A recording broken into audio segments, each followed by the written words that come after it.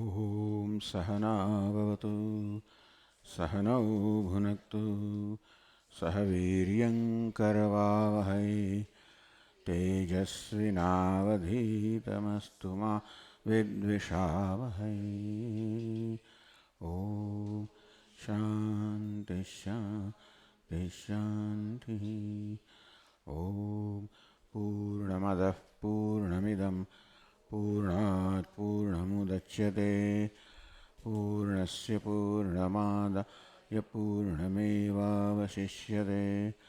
ॐ शान्ति शान्ति शान्तिः। श्रुतिस्मृतिपुराणानाम् आलयं करुणालयं नमामि भगवत्पादं शङ्करं लोकशङ्करं शङ्करं शङ्कराचार्यं केशवं बादरायणं सूत्रभाष्यकृतौ वन्दे भगवन्तौ पुनः पुनः।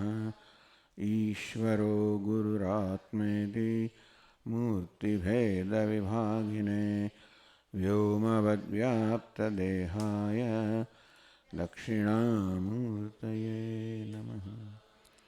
ॐ पार्थाय प्रतिबोधितां भगवता नारायणेन स्वयं व्यासेन ग्रथितां पुराणमुनिना मध्ये महाभारतम् अद्वैतामृतवर्षिणीं भगवतीम् अष्टादशाध्यायिनीम् अम्ब त्वामनुसन्दधामि भगवद्गीते भवद्वेषिणी।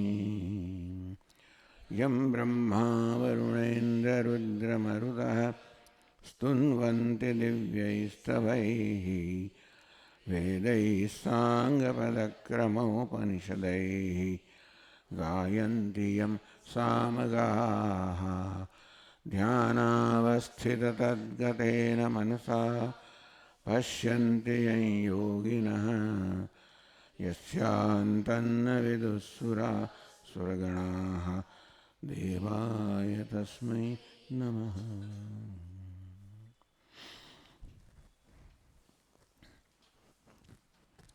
यदा संहरते चायं कूर्मोऽङ्गानीव सर्वशः इन्द्रियाणीन्द्रियार्थेभ्यः तस्य प्रज्ञा प्रतिष्ठिता।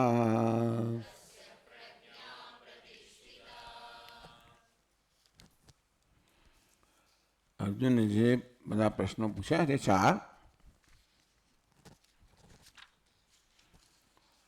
દુઃખેશુ મેં શરૂ કર્યું ભગવાને પ્રજહાતિ યદા કામાન, લક્ષણ કહ્યું ભગવાને કિમાસીત ને કિમ પ્રભાષેત, તો કે સ્થિત પ્રજ્ઞા કેવી રીતે બોલે છે એટલે કેવી રીતે વ્યવહાર કરે છે, એટલે કે એની સમક્ષ જ્યારે ભિન્ન ભિન્ન પરિસ્થિતિ આવે ત્યારે એનો પ્રતિભાવ કેવો હોય છે. તો 56 ને 57 શ્લોકમાં કહ્યું કે ભાઈ દુઃખ જ્યારે આવે ત્યારે એનો પ્રતિભાવ કેવો છે, એનું મન ઉદ્વેગથી રહિત છે. સુખ આવે ત્યારે સ્પૃહાથી રહિત છે, જે રાગ ભય ક્રોધ રહિત છે એવો સ્થિત પ્રજ્ઞા. સર્વત્ર જે અભિસ્નેહથી રહિત છે, મુક્ત છે, જેને અભિનંદે તો પ્રિય વિષયો પ્રત્યે અભિનંદન નથી કે પછી દ્વેષ નથી, એના વિરુદ્ધ માટે આ બે શ્લોકો કયા તો કિમ પ્રભાષેત, એ કેવી રીતે બોલે છે એટલે જ્યારે વિષય એની સમક્ષ આવે ત્યારે કેવી રીતે એનો પ્રતિભાવ હોય છે. કિમાસીત એ કેમ બેસે છે, તો 58 થી મળીને 63 શ્લોકો જે છે એ કેમ કિમાસીત કેમ બેસે છે. 58 શ્લોકમાં કહ્યું યદા સંહરતે ચાયમ કૂર્મોંગાનીવ સર્વશઃ, કૂર્મ અર્થાત કાચબો જેવી રીતે સ્વેચ્છાએ પોતાના અંગોને સંકેલી લે છે તે પ્રકારે જે વિષયોમાંથી ઇન્દ્રિયોને સ્વેચ્છાએ સંકેલ લે છે એની પ્રજ્ઞા પ્રતિષ્ઠિત હોઈ શકે. એટલે કે ઇન્દ્રિયો પોતાના વશમાં છે, વિષયોના વશમાં નથી. ઇન્દ્રિયો વિષયોના વશમાં હોય તો પોતે સંકેલી શકે નહીં, પોતાના વશમાં છે. હવે 59મા શ્લોકથી આગળ ગયા છે. તો 6 શ્લોકમાં આ વિષય ચર્ચા આવે છે. ભગવાન કહે કિમા સીતા એ કેવી રીતે બેસે છે. એક તો કાચબાની જેમ પોતાની ઇન્દ્રિયો સંકેલી લે છે, પછી આગળ કહેશે વિષયા વિનિવર્તન્તે નિરાહારસ્ય દેહિનઃ રસવર્જમ રસોપ્યસ્ય પરમ દૃષ્ટ્વા નિવર્તતે.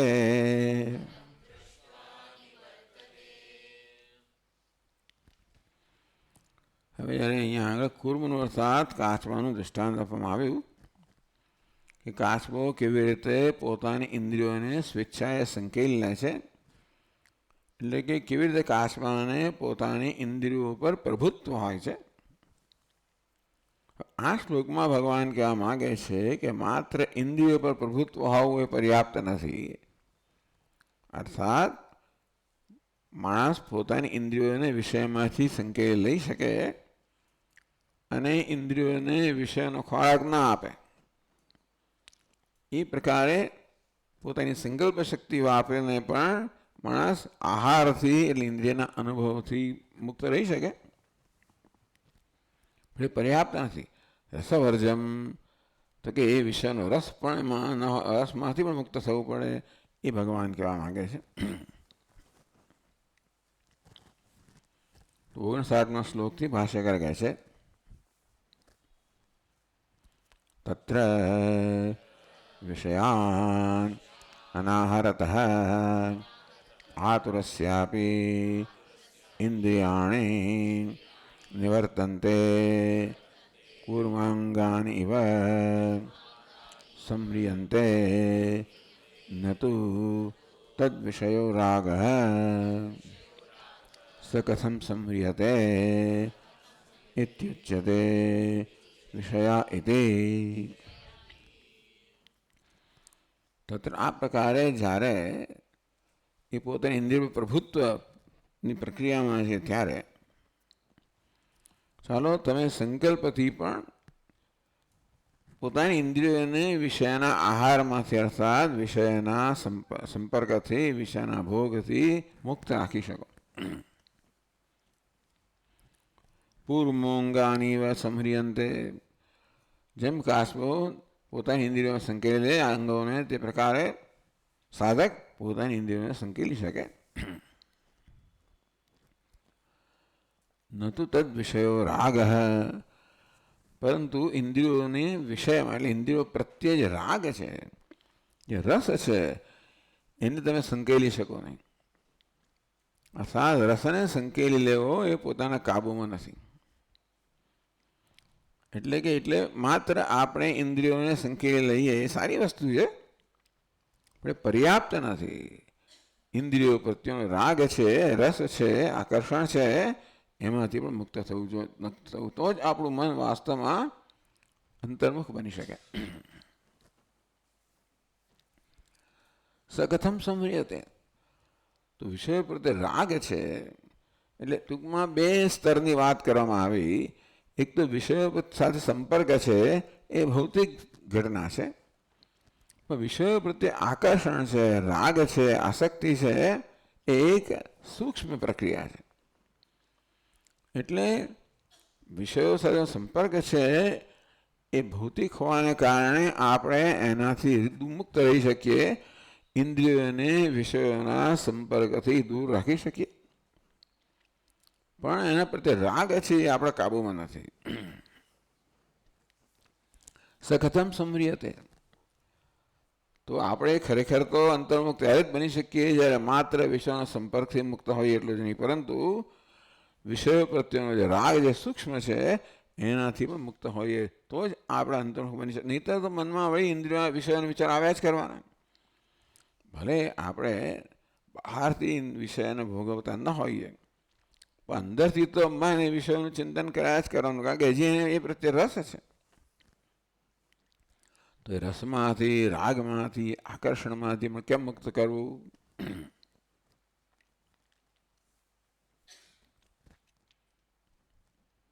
કહે છે વિષયા વિનિવર્તન્તે નિરાહારસ્ય દેહિનઃ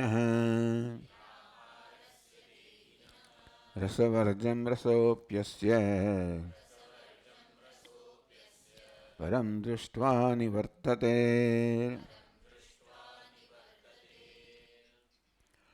નિરાહારસ્ય દેહિનઃ વિષયા વિનિવર્તન્તે. નિરાહારસ્ય જ આહાર રહિત છે. આ કિસ્સામાં આહારનો અર્થ છે ઇન્દ્રિયોનો, વિષયોનો અનુભવ. ખાલી મુખથી લેવાનો આહાર એ પણ એક અનુભવ જ છે. એ સિવાય આપણે 5 જ્ઞાનેન્દ્રિયો છે, એ 4 જ્ઞાનેન્દ્રિયો છે, એ સ્તરે પણ આપણે વિષયને ભોગવતા હોઈએ છીએ. એ બધાને આપણે આહારથી મુક્ત રાખી શકીએ આપણી સંકલ્પ શક્તિથી. ન તદ વિષયો રાગ. જેમ કાસબો પોતાના અંગોને સંકેલી શકે તેમ આપણે પણ આપણી સંકલ્પ શક્તિથી, આગ્રહથી આપણી ઇન્દ્રિયોને વિષયથી મુક્ત રાખી શકીએ. ન તો તદ વિષયો રાગ. પરંતુ વિષય સાથે સંપર્ક ન હોય તો પણ વિષય પ્રત્યેનું આકર્ષણ છે, રસ છે, રાગ છે, એ દૂર થતો નથી. સ કથમ સંમ્રિયતે. તો રાગને પણ કેવી રીતે આપણે એનો ઉપસંહાર કેમ કરવો, અર્થાત મનને રાગથી પણ કેમ મુક્ત કરવું? અને તો જ મન ઇન્દ્રિયોના ચિંતનથી મુક્ત થશે. માત્ર વિષય સાથે સંપર્ક હોય તો જ ઇન્દ્રિયોનું ચિંતન થાય એવું નથી, તો થાય જ. પણ વિષય સાથે સંપર્ક ન હોય તોય પણ એ વિષયમાં આકર્ષણ હોય, રાગ હોય તો પણ મન એનું ચિંતન કરવાનું, કે દ્વેષ હોય તો વિષયા વિનિવર્તન્તે નિરાહારસ્ય દેહિનઃ. નિરાહારસ્ય દેહિનઃ, જેણે આહાર છોડી દીધો છે. એ આહાર એટલે આહ્રિયંતે ઇતિ આહારાહ. ટૂંકમાં દરેક ઇન્દ્રિયની સાના વિષય છે એનો અનુભવને આહાર કહેવામાં આવ્યો. આ માત્ર મુખથી લેવાનો આહાર નહીં, પરંતુ અન્ય સર્વ ઇન્દ્રિયોથી લેવામાં આહાર છે. એનાથી પણ આપણે આપણી જાતને અલગ રાખીએ કે વંચિત રાખીએ તો ચાલો આહારથી મુક્ત રહી શકીએ. રસવર્જમ, પરંતુ ઇન્દ્રિયો પોતાનો રસ તો છોડીને જાય જ છે આપણામાં. તો એ રસમાંથી કેમ મુક્ત થવું? રસોપ્યસ્ય પરમ દૃષ્ટ્વા નિવર્તતે. આ સાધકનો ઇન્દ્રિયો, વિષયો પ્રત્યે રસ છે, પણ પરમ દૃષ્ટ્વા, પરમાત્માનું દર્શન કરવાથી એ રસથી પણ મુક્ત થવાય. પરમનો અહીંયા પરમાત્મા થાય છે, તો પરમનો ચડિયાતું આપણે કરીએ તો કે ચડિયાતી વસ્તુનો જ અનુભવ થાય તો ઉતરતી વસ્તુ માટેનું રાગ કે આકર્ષણ જતું રહે. એમ આપણે આપણું જીવન પણ જોઈએ તો શરૂઆતથી, બાળપણથી શરૂ કર્યું તો આપણને પેલા શું કહેવાય, રમકડા અને પછી ફુગ્ગા એવી બધી વસ્તુમાં બહુ રસ હતો. ધીમે ધીમે જરા મોટા થયા, ટ્રાયસિકલ આવી એટલે એ છૂટ્યું, બાઇસિકલ આવી એટલે એ છૂટ્યું, બાઇક આવી એટલે એ છૂટ્યું, કાર આવી એટલે એ છૂટ્યું.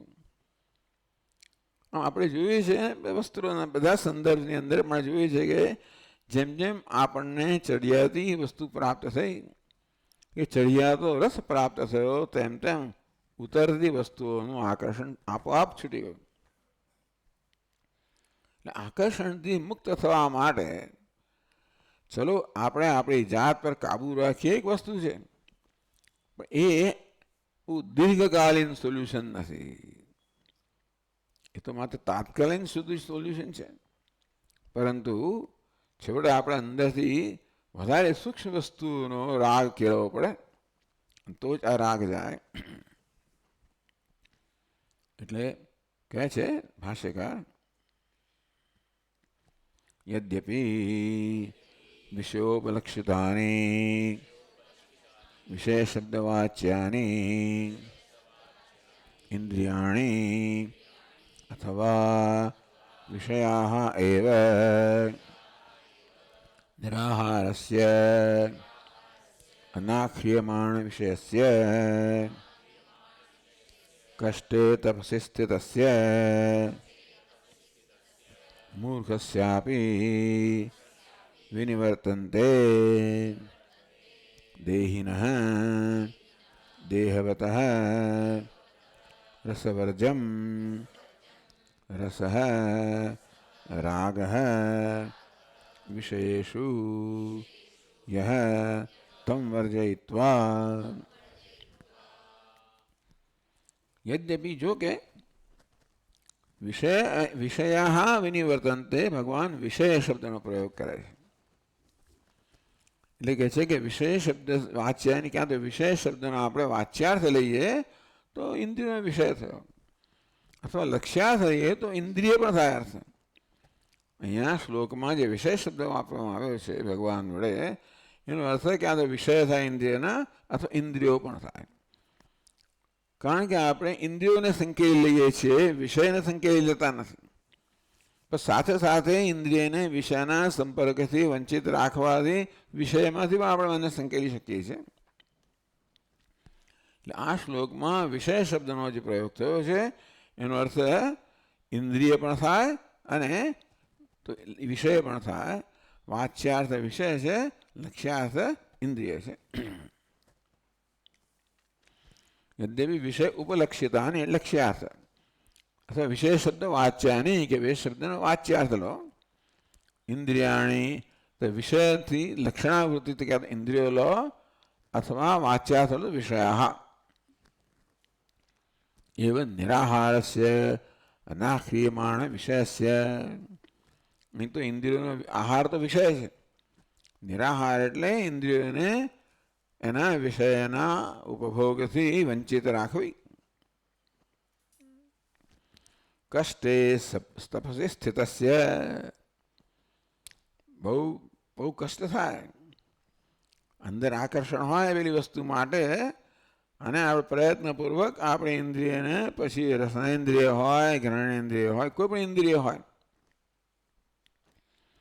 એને પેલા વિષયમાં આકર્ષણ છે અને આપણે ઇન્દ્રિયને એ વિષયના ભોગથી વંચિત રાખીએ પ્રયત્નપૂર્વક કારણ કે ઇન્દ્રિયનો સ્વભાવ છે કે એ તરફ વહી જવું વિષય તરફ અને એ તરફ ન વહેવા માટે આપણે એવો પ્રયત્ન કરવો પડે કષ્ટે તપસી સ્થિતસ્ય કષ્ટમાં તપ કરતો હોય એમ પોતાની આ રીતે મનના પર બરોબર જોર કરતો હોય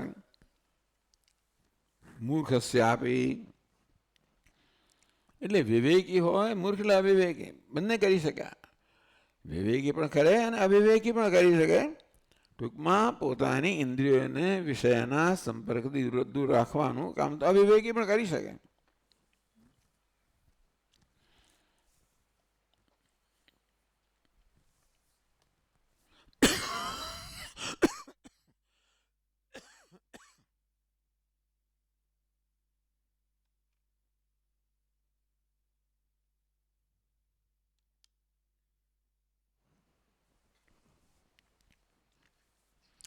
દેહિનઃ દેહવતઃ દેહસ્થિતિ દેહી દેહ ધરાવનાર એટલે મનુષ્ય અહીંયા હતો બીજા બધાની આપણે કોઈ ચિંતા નથી બીજા જીવોની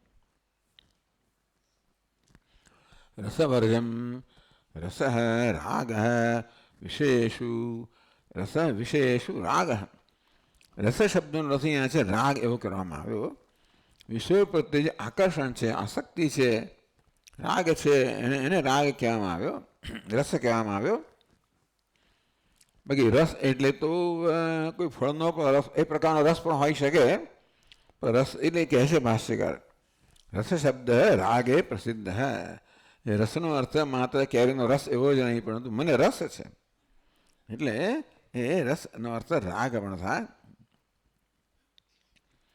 રસ શબ્દ રાગે પ્રસિદ્ધ એટલે ભાષ્યકારે કહ્યું સ્વરસેન પ્રવૃત્ત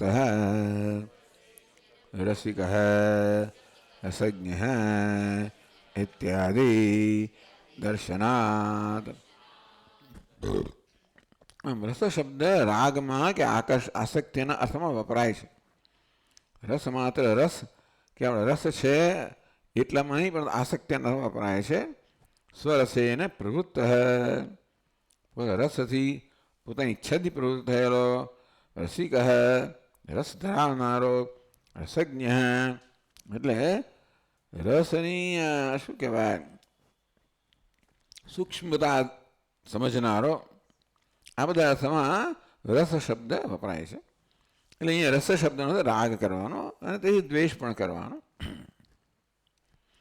ટૂંકમાં આપણે રાગ દ્વેષથી મુક્ત થવું હોય તો માત્ર વિષયથી આપણે દૂર રહીએ એટલું પર્યાપ્ત નથી. કારણ કે વિષયથી દૂર રહીએ, આપણે દૂર જતા રહીએ, આપણે એમને આપણાથી દૂર રાખીએ, અને તો એ પણ સારી જ વસ્તુ છે. છતાં આપણે એમના પ્રત્યેનો રાગ કે દ્વેષ છે એ માત્ર અંતર કહેવાથી જતો નથી.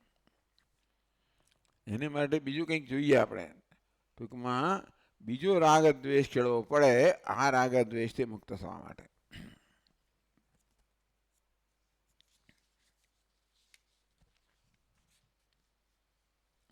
તો કહે છે ભાષ્યકાર, સોપી રસ રંજન રૂપ સૂક્ષ્મ અસ્ય યતે પરમ પરમાર્થ તત્વમ બ્રહ્મ દૃષ્ટ્વા ઉપલભ્ય અહમેવ તત ઇતિ વર્તમાનસ્ય નિવર્તતે નિર્બીજમ વિષય વિજ્ઞાનમ સંપદ્યતે ઇત્યર્થઃ. તો વિષય માટેનો જે રસ છે, રાગ છે, આકર્ષણ છે, એમાંથી કેમ મુક્ત થવું? એના કરતાં કોઈ ચઢિયાદી વસ્તુનો રાગ આપણે પ્રાપ્ત કરીએ કે રસ પ્રાપ્ત કરીએ, અનુભવ પ્રાપ્ત કરીએ, તો વિષયો કરતાં ચઢિયાતું શું છે કે આત્મા.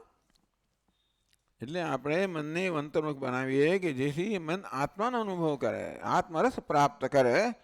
એ સૌથી સૂક્ષ્મ રસ પ્રાપ્ત કરવાથી મન બાકીના બધા રસથી મુક્ત થઈ જાય.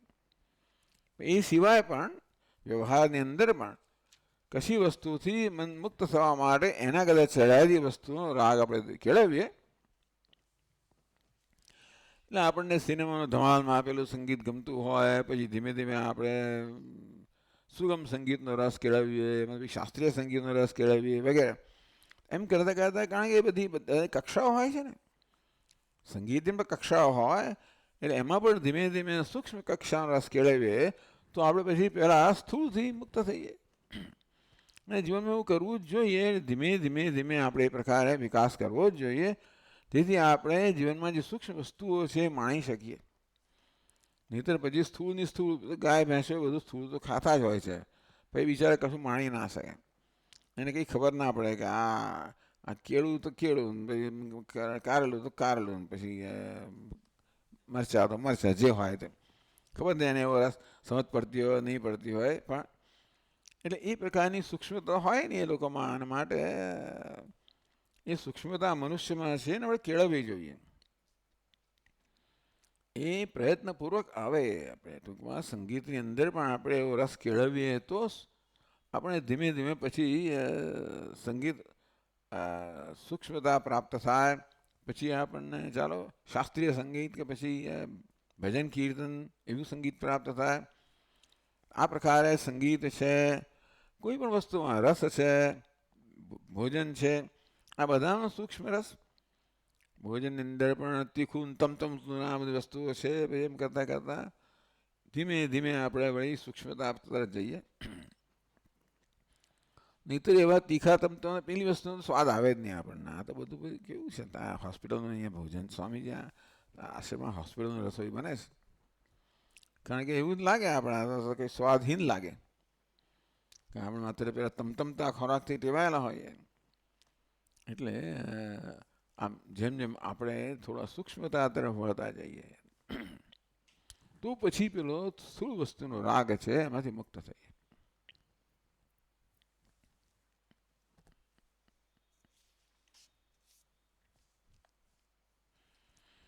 અહીં તો વિષયનો જે રાગ છે એમાં મુક્ત થવા માટે પરમ દૃષ્ટવા નિવર્તતે, પરમ પરમાર્થ તત્વ બ્રહ્મ દૃષ્ટવા, પરમ એટલે પરમાત્મા, એ પરમાત્માના દર્શન કરીને, પરમાત્માનું જ્ઞાન મેળવીને, પરમાત્માનો અનુભવ કરીને, બધું એક જ છે.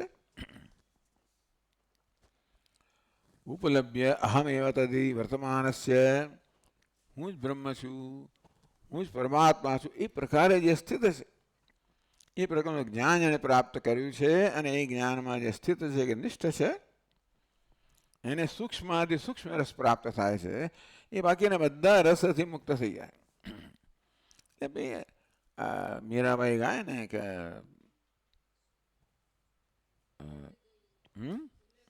ઉલટ ગઈ એ પણ ખરી. અને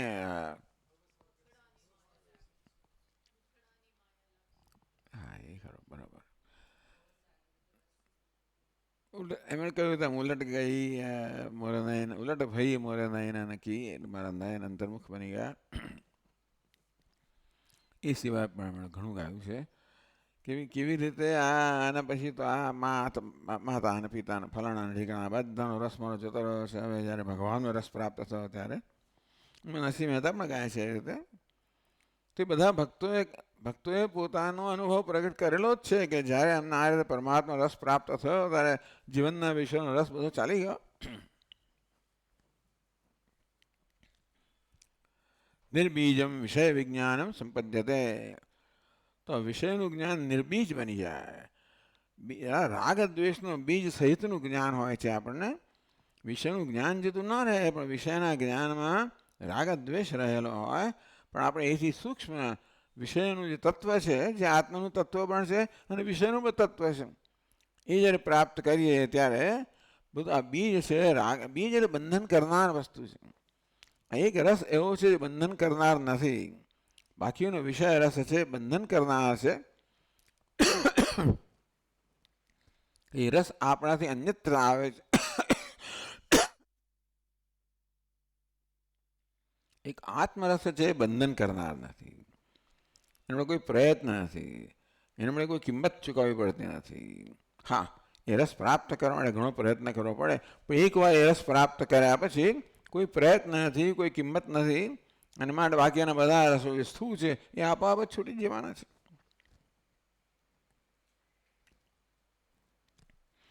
નિર્બીજમ વિષય વિજ્ઞાનમ સંપદ્યતે, વિષયનું જ્ઞાન જ્યારે હોય ત્યારે જોડે જોડે એની સાથે રાગદ્વેષ પણ જન્મતા હોય છે.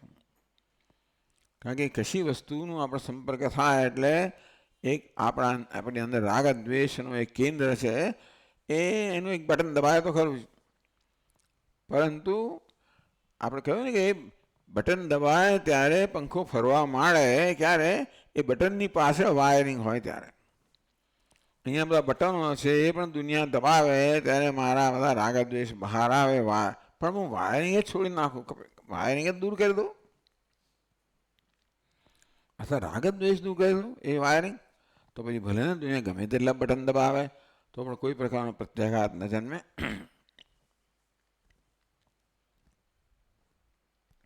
એને નિર્બીજ વિષય વિજ્ઞાનમ કહ્યું. નિર્બીજમ વિષય વિજ્ઞાનમ સંપદ્યતે, ભલે પછી વિષયનો સંપર્ક થાય પણ એનું કોઈ બીજ નથી, માટે વિષય આપણામાં કોઈ પ્રકારની રાગ કે દ્વેષ એ કશી વસ્તુ ઉત્પન્ન ના કરી શકે. કહે છે ભાષ્યકાર આગળ, ન અસતી સમ્યક દર્શને રસસ્ય ઉચ્છેદ તસ્માત સમ્યક દર્શનાત્મિકાયાઃ પ્રજ્ઞાયાઃ સ્થૈર્યં કર્તવ્યમ ઇત્યભિપ્રાયઃ. અસતી સમ્યક દર્શન, સમ્યક દર્શન ન હોય તો પછી રસસ્ય ઉચ્છેદ, તો પછી રસનો ઉચ્છેદ ના થાય. એટલે એવો આત્માનો રસ પ્રાપ્ત ન કર્યો હોય તો વિષયના રસમાંથી મન મુક્ત થઈ શકે નહીં. તસ્માત સમ્યક દર્શનાત્મિકાયાઃ પ્રજ્ઞાયાઃ સ્થૈર્યમ કર્તવ્યમ, અને માટે પ્રજ્ઞા જે સમ્યક દર્શન છે એટલે કે આત્માનું યથાર્થ દર્શન છે, એ દર્શન આત્મા આનંદ સ્વરૂપ છે, માટે આનંદ અનુભવ પણ છે. એને માટે સ્થિરતાનો પ્રયત્ન કરવો જોઈએ, અને તો જ આપણું મન આ બધા વિષયના આકર્ષણથી મુક્ત થાય.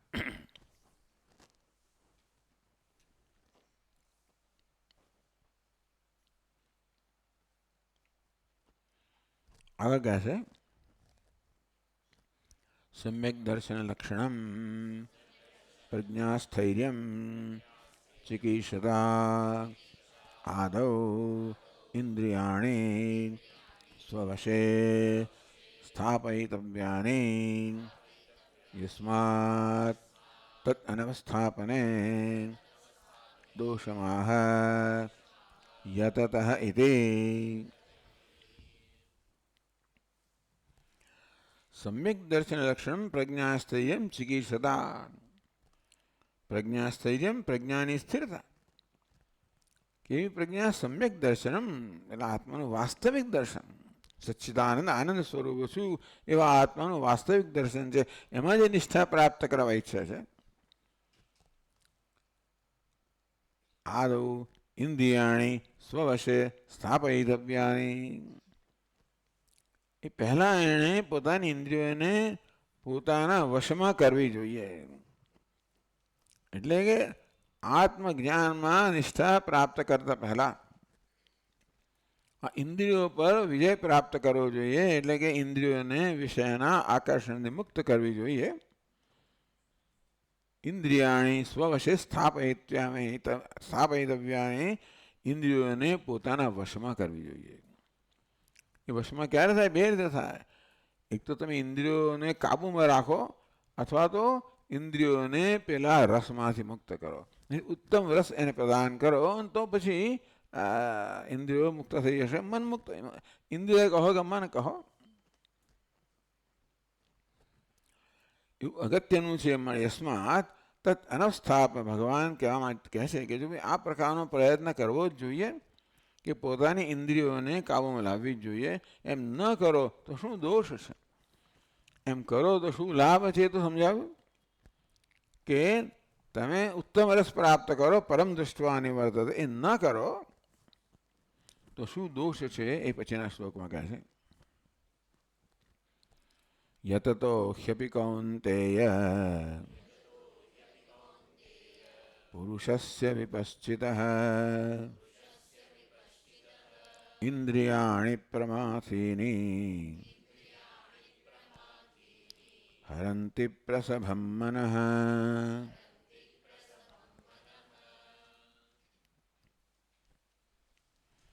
હે કૌન્તેય, યતતો યપિ વિપશ્ચિત પુરુષસ્ય. અહીંયા વિપશ્ચિત એટલે વિવેક ધરાવનારો જે પુરુષ છે કે સાધક છે, યત્ન કરી રહ્યો છે. હવે કોની વાત કરે છે? સાધકની વાત કરે છે. જે સમજે છે કે ભાઈ આ વિષયને વશ થવાથી શું નુકસાન થાય છે, અને આ વિષય પર વિજય પ્રાપ્ત કરવાથી શું લાભ છે, એ રીતે વિષય પર વિજય પ્રાપ્ત કરવાનો જે પ્રયત્ન કરી રહ્યો છે. ઇન્દ્રિયાણી પ્રમાથીની હરંતિ પ્રસવમ મનઃ. એવા સાધક માટે પણ એની ઇન્દ્રિયો જે છે એ કેવી છે? પ્રમાથીની છે, એને મંથન કરનારી છે. ઇન્દ્રિયનો સ્વભાવ છે કે મનનું મંથન કરી નાખવું. એકવાર ઇન્દ્રિયના મનની અંદર વિષયોનો રસ લાગી ગયો પછી એ મનનું મંથન કરી નાખે. જ્યાં સુધી મન એ વિષયોનો આનંદ ના લે, અનુભવ ના કરે, ત્યાં સુધી આ ઇન્દ્રિયો જે છે એ વિષયને ભલોવી નાખે. હરંતિ પ્રસવમ મનઃ. અંતેથી આપણા મનને પેલા રસથી મુક્ત ના કર્યું હોય તો એ રસ છે એ તમે ગમે એટલો પ્રયત્ન કરતા હો ધ્યાન માટેનો, પણ જો વિષયો માટેનો રાગ રહી ગયો હોય તો એ તમને બળપૂર્વક બહાર ખેંચી જશે. એટલે ભગવાન પછી આ ધ્યાનની જે વાત કરે પછી એની પૂરું તૈયારી આપણે કહે છે કે આપણા મન જે છે એને કેવી રીતે એકાગ્ર કરવું, એમાં કયા કયા પરિબળો રહેલા છે એની આપણે સમજ આપે છે.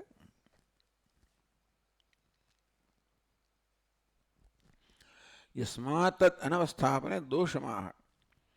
એટલે જો ઇન્દ્રિયોને આપણે બરોબર કાબૂમાં ન લઈએ તો શું દોષ છે એ વાત ભગવાને આ શ્લોકમાં કહી.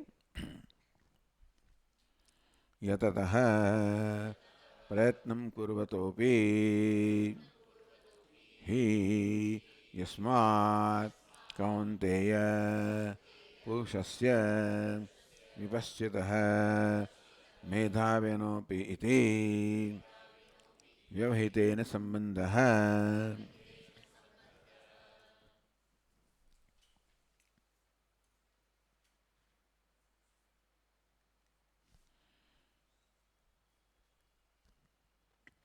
યતતઃ એટલે પ્રયત્ન કુર્વતઃ, પ્રયત્ન કરનાર, યત્ન કરો કે પ્રયત્ન કહો. હિ યસ્માત કારણ કે હે કૌંતેય, યતતો હવે પુરુષસ્ય વિપશ્ચિત, વચ્ચે કૌંતેય શબ્દ આવે છે ને એટલે ભગવાન અહીંયા કહે છે ભાષ્યકાર કે યતત પુરુષસ્ય વિપશ્ચિત એ પ્રકારનો સંબંધ છે. બધી કઈ વિભક્તિ છે? છઠ્ઠી વિભક્તિ, બરાબર. યતત પણ છઠ્ઠી, પુરુષસ્ય વિપશ્ચિત હવે તો કહી જ શકાય ને, બહુ સેફલી કહેવાય, હોવું જ જોઈએ, ભગવાન ભૂલ ના કરાય.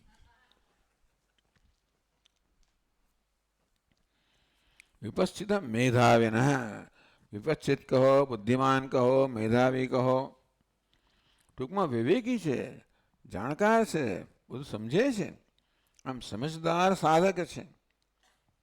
એટલે આ મનની, ઇન્દ્રિયોની બધાની ગતિવિધિ જાણે છે, એ જાણનાર છે અને એ પ્રયત્ન કરી રહ્યો છે. તો પણ ઇન્દ્રિયાણી પ્રમાથીની પ્રમથનશીલાની વિષયાભિમુખમ હિ પુરુષમ વિક્ષોભયન વ્યાકુલીકુર્વંતી વ્યાકુલીકૃત્ય ચ હરંતિ પ્રસભમ પ્રસહ્ય પ્રકાશમેવ પશ્યતઃ વેગ વિજ્ઞાનયુક્તમ મનઃ યતઃ તસ્માत्.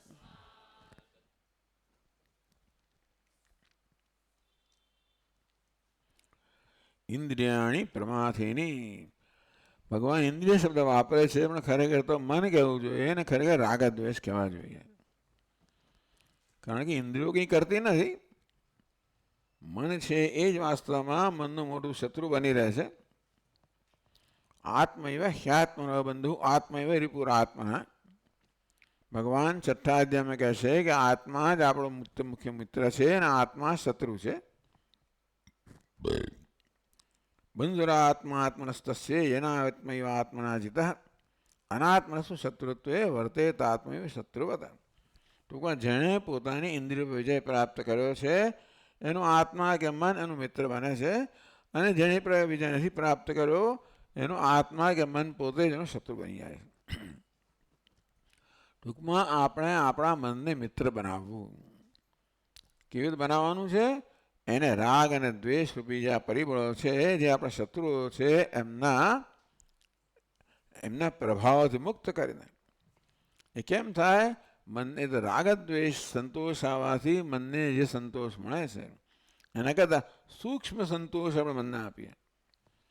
પહેલાં તો વિવેકપૂર્વક આપણે મનને સમજાવીએ કે ભાઈ આ રાગ છે, દ્વેષ છે, જો તને નુકસાન કરનારા છે, બધું કરનારા છે. તો માત્ર એ પર્યાપ્ત નથી. આપણે એમ માનીએ કે ભાઈ આપણે બધું સમજ્યું છું, સમજવાનું ક્યાં છે? બુદ્ધિમાં છે. આ તકલીફ ક્યાં છે?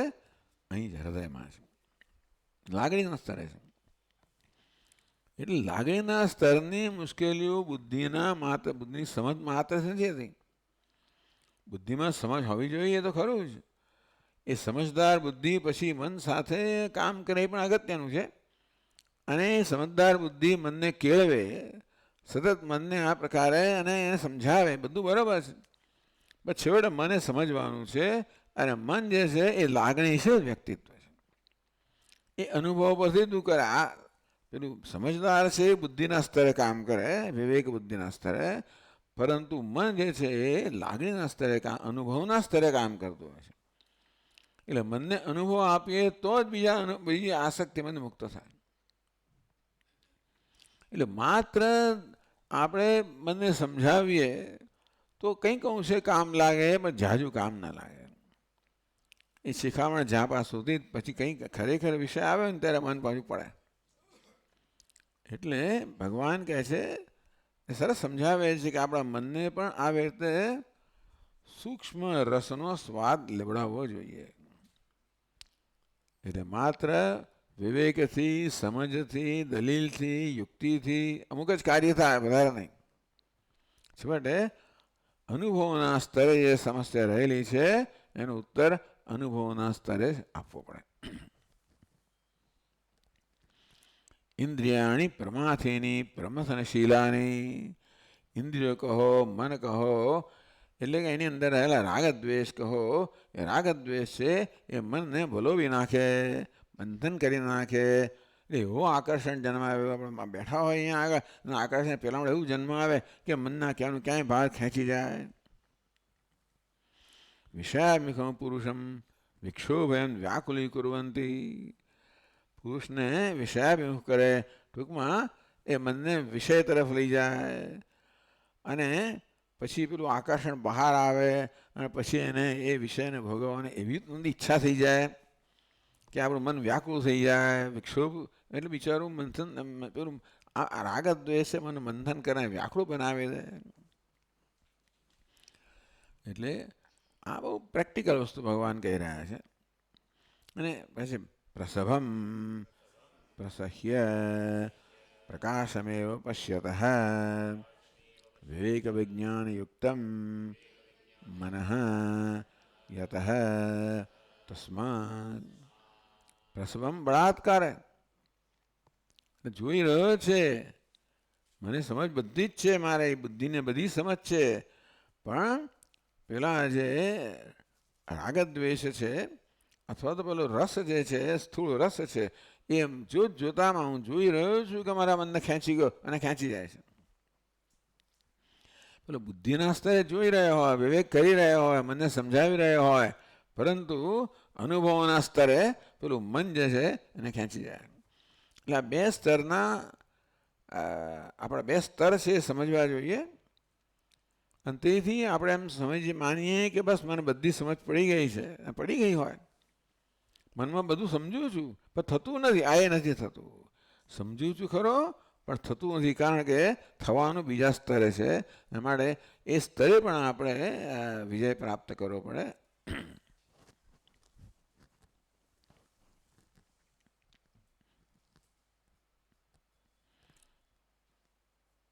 વિક્ષોભયંતી વ્યાકુલીકૃત્ય હરંતી પ્રસવમ મનઃ. એકવાર મનને વ્યાકુળ બનાવી દે, અને પછી આપણે જોતા હોય પ્રકાશમ પશ્યતઃ, જુએ છે પેલો વિવેક મનુષ્ય કે મારું મન જઈ રહ્યું છે ને તો પણ ખેંચી જાય, આપણા દેખતા ખેંચી જાય. વિવેક વિજ્ઞાનમ યુક્તમ વિજ્ઞાન યુક્તમ મનઃ. આ વિવેક વિજ્ઞાન ધરાવનારું મન એટલે બુદ્ધિ. આ જે છે લાગણીશીલ મન છે, જેના પર આપણે કાબુ મેળવવાનો છે. પહેલાં આપણે બુદ્ધિથી વિવેક પ્રાપ્ત કરવાનો છે, અર્થાત પહેલાં સમજ પ્રાપ્ત કરવાની છે.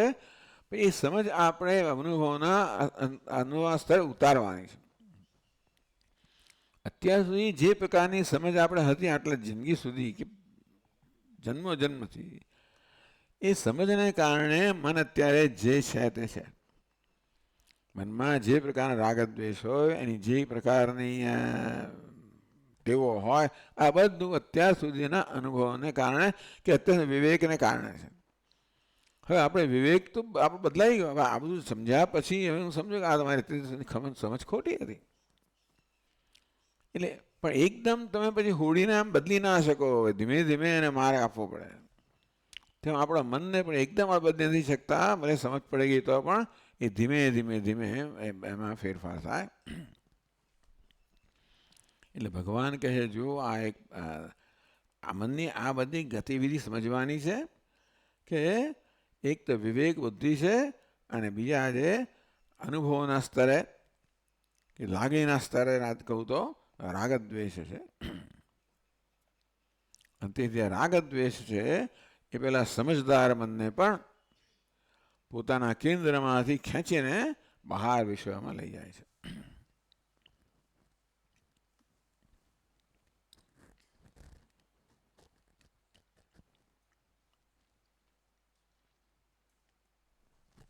તેથી શું કરવું જોઈએ કહે છે, તાની સર્વાણી સંયમ્ય યુક્ત આસીત મત્પરઃ વશે હિ યસ્યેન્દ્રિયાણિ તસ્ય પ્રજ્ઞા પ્રતિષ્ઠિતા. આપણે જોઈ શકીએ કે બધા શ્લોકો સ્થિતપ્રજ્ઞાના નથી.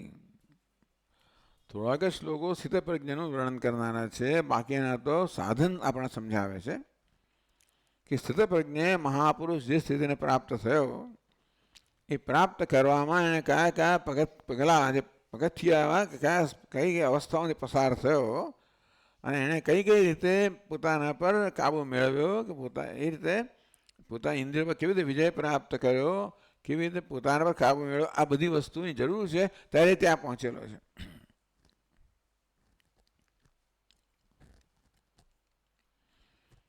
માટે આ પ્રકારનો પ્રયત્ન આવશે અને ધ્યાન કહેવામાં આવે. 61મા શ્લોકમાં વર્ણન થયું, તાની સર્વાણી સંયમ્ય યુક્ત આસીત મત્પરઃ. માટે આ બધી એટલે આ ધ્યાનની વાત કરે છે ભગવાન કે બધી ઇન્દ્રિયોને સંયમમાં રાખીને યુક્ત યુક્ત એટલે કે એકાગ્ર ચિત્તથી મત્પરઃ આસીત. મત ભગવાન કહે છે કે હું વાસુદેવ જેનું ધ્યેય છું એવા બનીને ટૂંકમાં આપણા મનને ભગવાન કે જે આપણે ઈષ્ટ દેવતા હોય, અહીંયા આગળ ભગવાન મત્પરઃ કહે છે, વાસુદેવ પરઃ કહે છે, એટલે મનને વાસુદેવમાં કે ઈષ્ટ દેવતામાં કે ઈશ્વરમાં લગાવવું જોઈએ. એટલે આ જગતના વિષયમાંથી મુક્ત થવા માટે ઈશ્વરનો રસ આપણા મનને પ્રાપ્ત કરાવવો જોઈએ અને તો જ પછી આ બધા સંસારના રસમાંથી મુક્ત થશે. એટલે આ બધી ઇન્દ્રિયોને સંકેલી લઈને એમને પરમાત્મામાં આપણે ઈષ્ટ દેવતામાં જોડવી જોઈએ અને એ પરમાત્મા રસ એને પ્રાપ્ત કરાવવો જોઈએ. સૂક્ષ્મ રસ પ્રાપ્ત આગળ કહ્યું ને કે રસ જતો નથી હોતો, એ પણ જ્યારે પરમ દૃષ્ટવા નિવર્તતે, એ વિષયનો રસ જે પણ પરમ એટલે પરમાત્માનો રસ પ્રાપ્ત કરીએ ત્યારે એ રસમાંથી મન મુક્ત થાય અને માટે એ રસ પ્રાપ્ત કરાવવાનો સભાન પ્રયત્ન થવો જોઈએ આપણા મનમાં.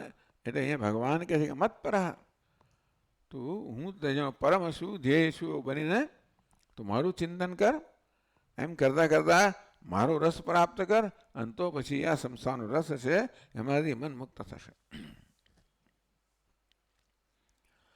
વશે યસ્યેન્દ્રિયાણિ તસ્ય પ્રજ્ઞા પ્રતિષ્ઠિતા.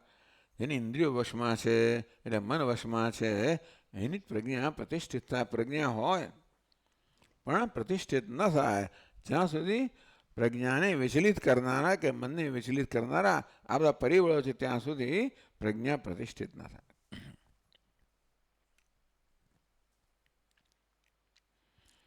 તાની સર્વાણી સંયમ્ય સંયમનમ વશીકરણમ કૃત્વા યુક્ત સમાહિત સન્ન આસીત. કિમાસીત, કેમ બેસવું જોઈએ હવે એનું વર્ણન કરે છે ભગવાન.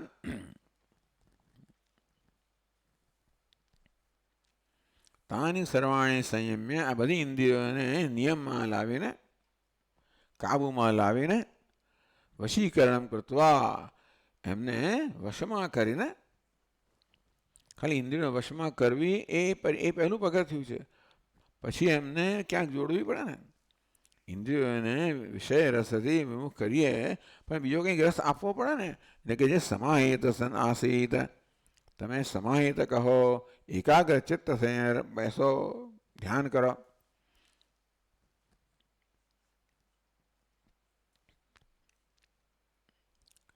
મત્પરોહમ વાસુદેવ સર્વપ્રત્યેગાત્મા પરઃ યસ્ય સહ મત્પરઃ નાન્યઃ અહમ તસ્માત ઇતિ આસીત ઇત્યર્થઃ.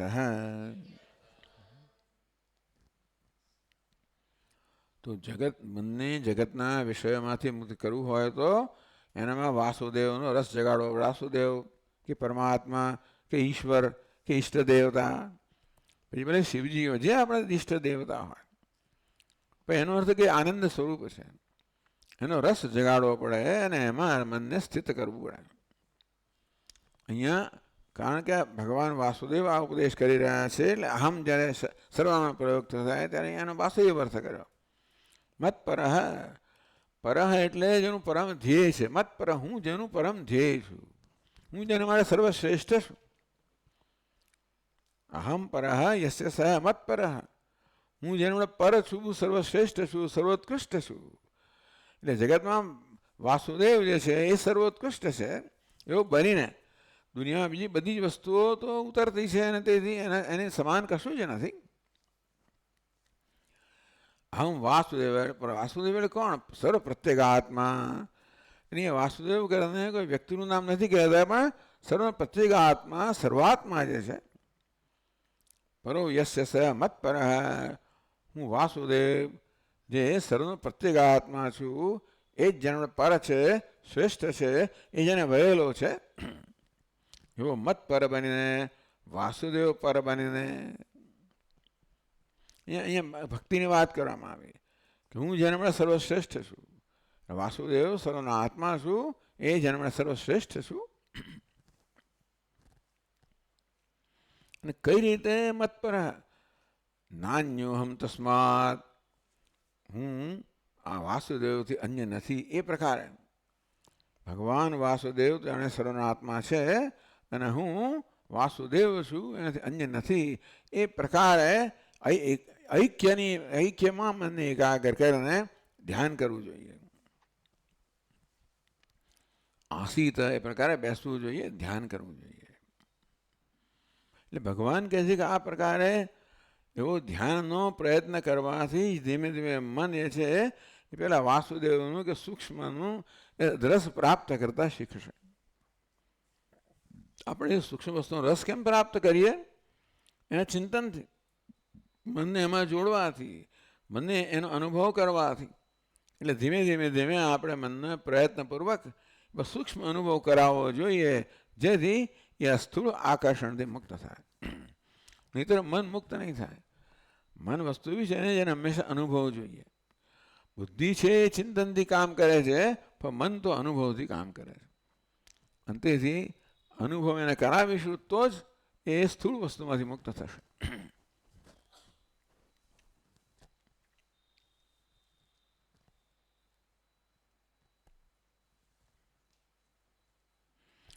एवमासीनस्य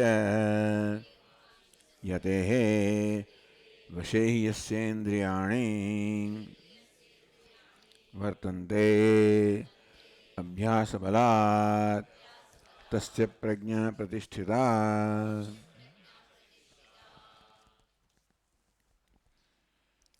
एवमासीनस्य, આ પ્રકારે જેણે પોતાના ચિત્તને સર્વના આત્મા ભગવાન વાસુદેવમાં, ઈષ્ટ દેવતામાં એકાગ્ર, સર્વના આત્મામાં એકાગ્ર કર્યું છે. એ યતિ, યત્નશીલ, યતિ કહો, યોગી કહો, સાધક કહો. વશે તો ઇન્દ્રિયો પછી એના વશમાં આવે. તો આપણે ઇન્દ્રિયો આપણા વશમાં ક્યારે આવે? આપણે જ્યારે આવે તો ઉત્કૃષ્ટ વસ્તુમાં જોડીએ ત્યારે જ ઇન્દ્રિયો જે નિકૃષ્ટ વસ્તુમાં આકર્ષાતી હતી એમાંથી મુક્ત થઈને આ ધીમે ધીમે આપણા કાબૂમાં આવે. અભ્યાસ બલાત એકદમ નથી આવતી, એ માટે અભ્યાસ કરવો પડે. એટલે વારંવાર આ વસ્તુ કરવી જોઈએ.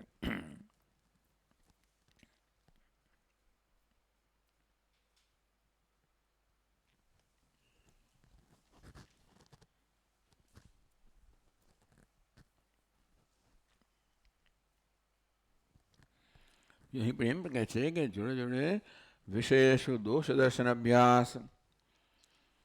જ્યારે જ્યારે મન વિષયમાં આકર્ષાતું હોય ત્યારે મનને એ વિષયના દોષ દેખાડવા જોઈએ.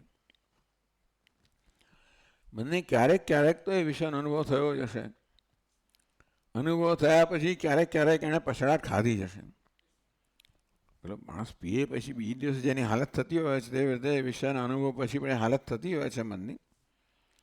એટલે મને યાદ દેવડાવવું જોઈએ કે જો તે વિષય ભોગવ્યા ને પછી તારે શું સહન કરવું પડ્યું. એ ભૂલી નથી જતું, વળી પાછું એ ભૂલી જાય છે અને વળી પાછું ભાગતું હોય છે. એ વિષયમાં રહેલો દોષ છે એનું દર્શન આપણે કરવું પડે, એને દોષ દર્શન કહે છે. દોષ દૃષ્ટ્યા મુહુર્મુહુ વિરજ્ય વિષય ભ્રાતાત. ટૂંકમાં વૈરાગ્ય ઉત્પન્ન કરવા માટે આ વિષયોમાં રહેલા દોષના દર્શન વારંવાર મનને કરાવવા જોઈએ. જે અનુભવ થયેલા, જે નિષ્ફળ, જે આપણને પીડા થયેલી, આ બધી વસ્તુઓને યાદ કરાવી છે. મને એ ભૂલી જવા માંગે છે, વળી પાછું પેલું જ જોઈએ છે. એને અડકવું છે ત્યાં આગળ, પણ તું દાજી જ્યાં સુધી એને દાઝવાનું યાદ ના દેવડા અડક્યા જ કરવા પ્રયત્ન કર્યા જ કરવાનો. તો મન દાઝેલું છે એને યાદ દેવડાવવું છે કે જો આવું થવાથી શું દાઝ્યું હતું તું, એમ કરવાથી ધીમે ધીમે મુક્ત થશે. એટલે એ પ્રકારે દોષ દર્શનથી મનને વિષયથી મુક્ત કરવાનું અને જે વિષયના ગુણના દર્શનથી એને મનને એમાં ત્યાં જોડવાનું. બે પ્રયત્ન કરવાના છે. જે ઉતરતી નિકૃષ્ટ સાંસારિક વસ્તુઓ છે એમને મનને મુક્ત કરવાનું અને પરમાત્મામાં મનને યુક્ત કરવાનું. આવા દોષ દર્શન કરવાથી અને પેલાના ગુણ દર્શન કરવાથી ધીમે ધીમે ધીમે મન એની અંદર યુક્ત થાય. આ બધો પ્રયત્ન, કારણ કે મન અત્યાર સુધી આમાં રમતું આવ્યું છે, અત્યાર સુધી જગતના વિષયોના જે ગુણ ગાતું આવ્યું છે, એવો જ અનુભવ કરતું આવ્યું છે. પણ એમાંથી મુક્ત કરવા માટે વિશેષ પ્રયત્ન કરવો જ પડે. વશી યસ્યેન્દ્રિયાણી વર્તન્તે, એમ કરીને ઇન્દ્રિયો હવે વિષયના વશમાંથી મુક્ત કરીને પોતાના વશમાં લાવવી જોઈએ. એમ જેના વશમાં ઇન્દ્રિયો છે તસ્ય પ્રજ્ઞા પ્રતિષ્ઠિતા, એની પ્રજ્ઞા જ પ્રતિષ્ઠિત થઈ શકે. એટલે આ જ્ઞાનમાં નિષ્ઠા પ્રાપ્ત કરવા માટે આ બીજી વસ્તુ પણ કરવી પડે. કારણ કે નિષ્ઠા, કારણ કે આ મન જે છે એ આપણું મનને મિત્ર બનાવવું પડે. મન આપણું મિત્ર હોય કે મન આપણું શત્રુ હોય, એ મનને મિત્ર બનાવવું અને ધીમે ધીમે એ મન આપણે પછી આમાં નિષ્ઠ થવા માટે ઉપયોગ, આપણો મિત્ર બનીને આપણે સહાય કરશે.